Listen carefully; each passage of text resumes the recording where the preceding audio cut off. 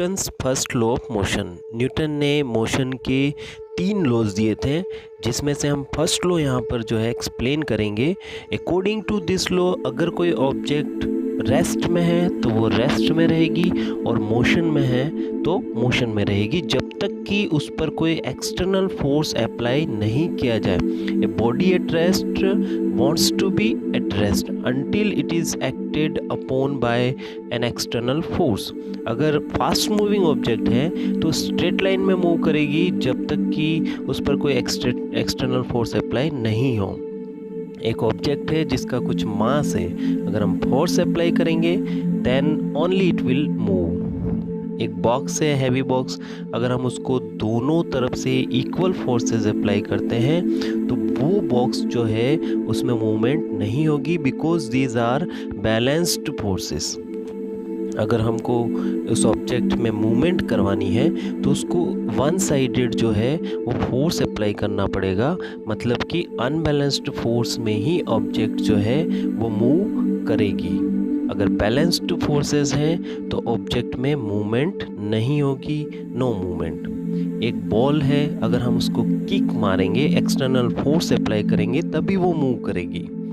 जैसे कि एक और एग्जांपल है, एक ग्लास पर एक कार्ड और कॉइन रखा हुआ, कार्ड को अगर आप डिस्प्लेस करोगे, मूव्स आउट करोगे तो कॉइन नीचे गिर जाएगा। क्यों? क्योंकि आपने कार्ड पर तो एक्सटर्नल फोर्स अप्लाई किया है, लेकिन कॉइन जो है it is still in rest, मतलब वो अभी भी रेस्ट में है, तो it will drop into the glass. इसी तरह से अगर हम उस कार्ड को अगर ऐसे टक्कर मारेंगे, एक्सटर्नल फोर्स अप्लाई करेंगे तो कार्ड तो डिस्प्लेस हो जाएगा, लेकिन कॉइन जो है उस ग्लास के अंदर नीचे गिर जाएगा।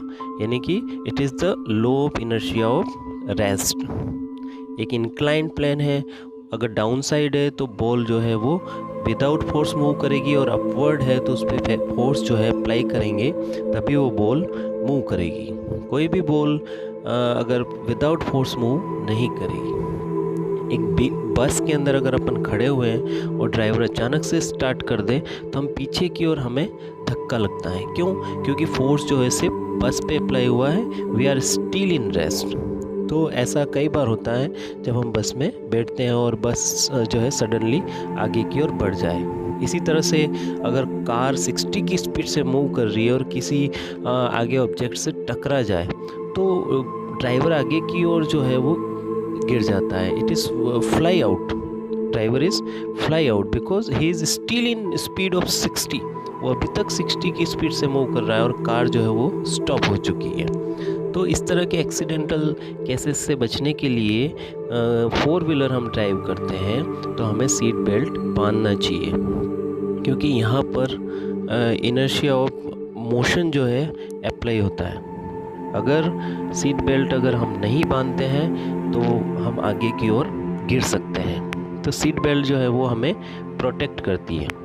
अगर हम हॉर्स राइडिंग कर रहे हैं, और हॉर्स राइडिंग में भी ऐसा ही होता है कि सडनली अगर हॉर्स टर्न करता है तो हम गिर जाएंगे, अगर स्टॉप हो जाता है तो हम आगे की ओर गिर जाएंगे, अगर जल्दी से आगे की ओर बढ़ता है तो हम पीछे की ओर गिर जाएंगे।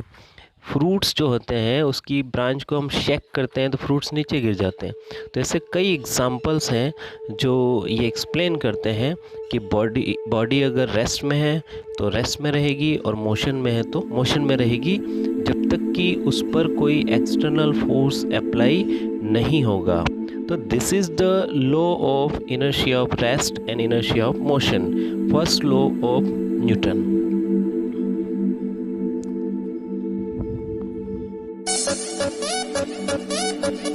Are you